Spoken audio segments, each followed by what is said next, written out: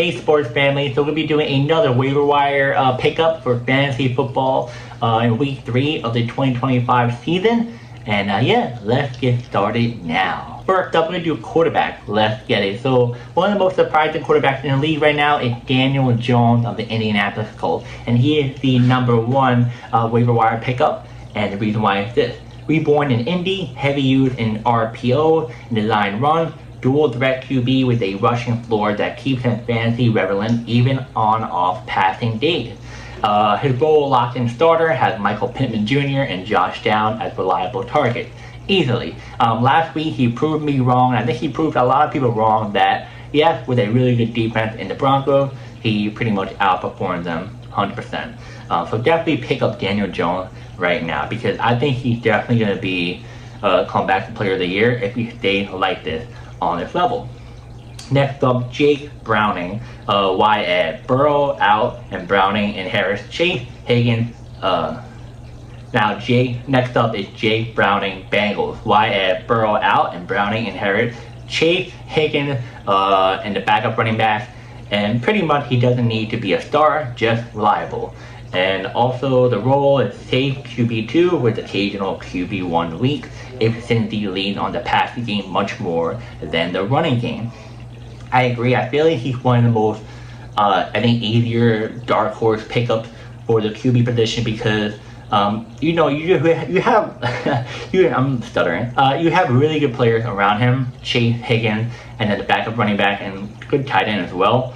And I feel like he's much more in a perfect spot compared to, say, this player next right here, Mac Jones. YL lands in Shanahan QB-friendly system. Role distributor, quarterback, low interception risk, high completion rate. So he doesn't have the flashiest players on the team. Only one he has is Christian McCaffrey, and that's it. George Kittle's out. Wide receivers all banged up.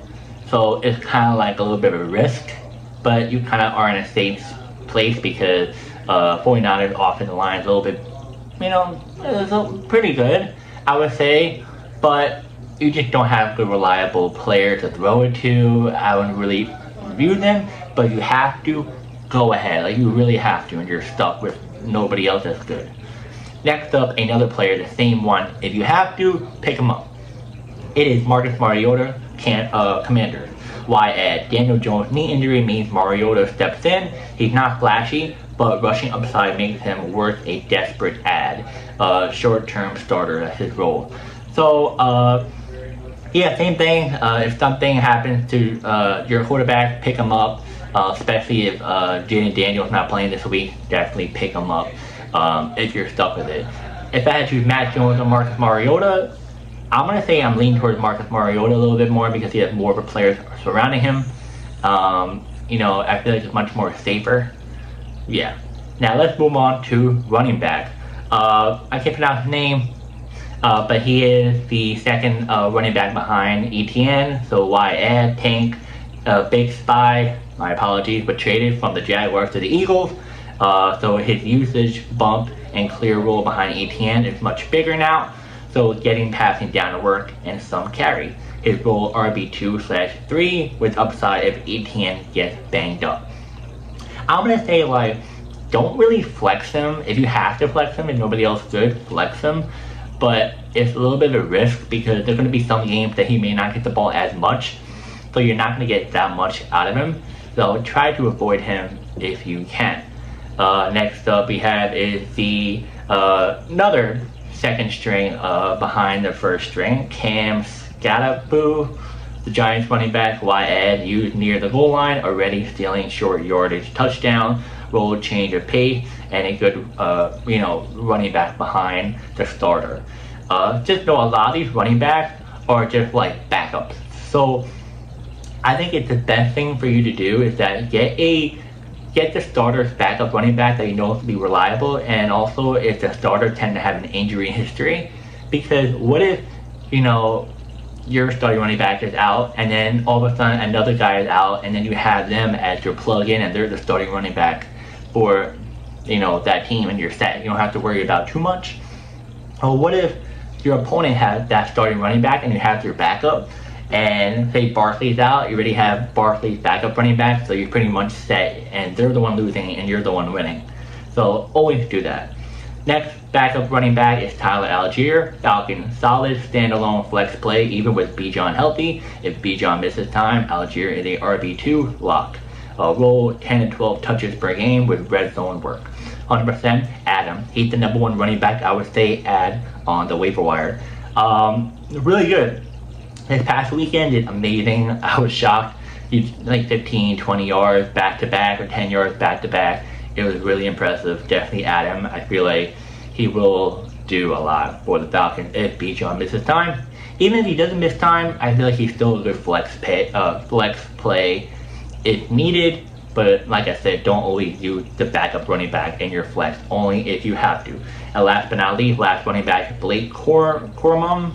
My apology. Rams running back. Rookie has flash, scored his first touchdown last week. Rams easing him into a bigger role, handcuffed with flex appeal. So he might be the starting running back soon. It just depends on how the Rams may view him as. I may actually go pick him up unless someone in my league has him. But I would definitely pick him up. If you know some of these running backs are going to be worth a starter pretty soon, pick them up right now. Because you never know. They might not like the starting running back right now, and they want to use them later on. So definitely do that. It would help a lot with your team, 100%. Alright, let's move on to the wide receivers now. So the wide receiver first up, Wan'Dale Robinson, Giants, YAD breakout game, 142 yards, a touchdown in week 2. Slot machine raking up targets. Roll PPR wide receiver 3 with upside. So my opponent had him on the bench, and I was like, oh, okay. He did really good. I would say definitely pick him up because he might be getting the ball much more.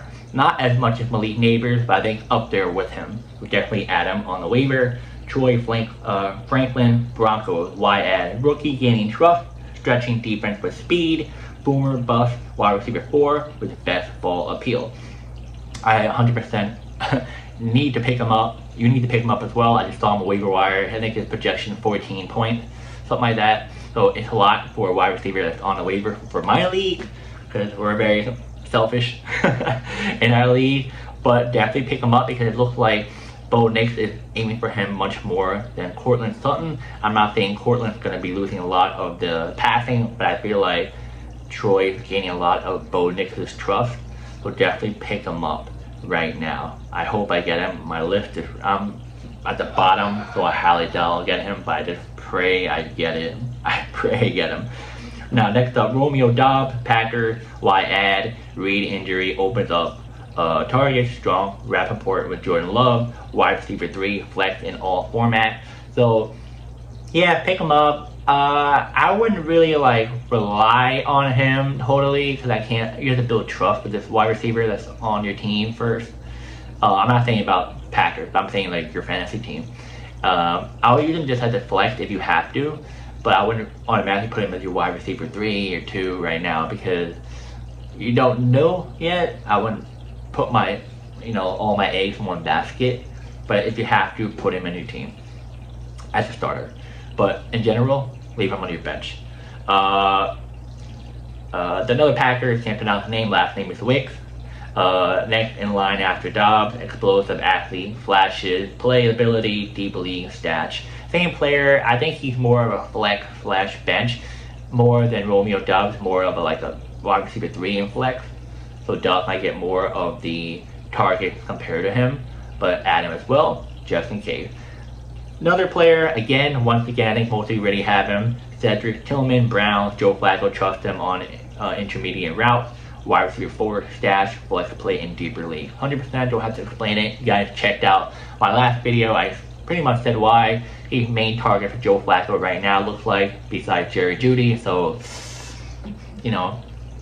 try to see maybe you can try and sell Jerry Jeudy a little bit because it seems like he's more of a wide receiver 1 for Tillman than Jeudy is. And last but not least, Keyshawn Boyd, Patriots, YAD, red zone weapon, getting steam, look near the goal line, roll deep stash. Honestly, I don't know a whole lot about him, so I'm not getting into any details, but I would say bench for now. If you want to start him, go ahead, but I really don't know a whole lot about him. I can't really give you my thought on it, but Adam, if that's the case. Yeah, so next up we have tight end, Juwan Johnson, Saints. I have him and I love him. Oh my god, he's doing such a good job for my team. 17 points already. I was like, ooh. Running high route, getting end zone target, rolled tight end 1 streamer easily. This man doing amazing already for only week 2, but he's doing something. Banged up wide receiver for the Saints. He's doing a lot. He's pretty much the wide receiver 1 with the Saints on their offense. Definitely add him right now. Another player I have as well, picked him up. Commanders veteran safety blanket, especially useful with Mariota under center. PPR 10-1 as a role. So he does get as many targets as Juwan Johnson does, but he does give you a good amount of points, and I have him as well. I just said that twice, my apologies. And then last but not least, Harold Fenton Jr., Brown, wide athletic rookie, carving out more routes weekly, roll, dynasty, stash, streaming, upside. Yeah, I would say Adam. He's not as, I would say he's a little bit of better than Zach Ertz, a little bit. But I would say definitely Adam, but he's not as good as Juwan Johnson right now. But he'll get up there. I feel like he has potential. But that tight end 1 potential easily. Now defense, special team, Packers. I don't have to go through that. You guys already know the Packers are totally different ever since they brought in Parson. Most of you already have him. If you don't, get him. Worth it. And yeah, that's it for the waiver wire for fantasy football week 3. My advice is that if I had to choose each player on each position to choose from to pick up number 1, Daniel Jones for the number 1 option for the quarterback. Or running back, I would say go for Tyler Algier. Wide receiver, I would say go for, Tillman. But then again, I already told you last week, Tillman. I'll just choose a different player. I'll choose Wan'Dale Robertson. Definitely choose him. Tight end, Juwan Johnson easily. And then, yeah, I already know about the Packers defense. Pick them up. And yeah, guys, if you have any questions about who to pick up next or anything about fantasy football related or NFL related, let me know in the comments. And yeah, I'll see you guys in the next video.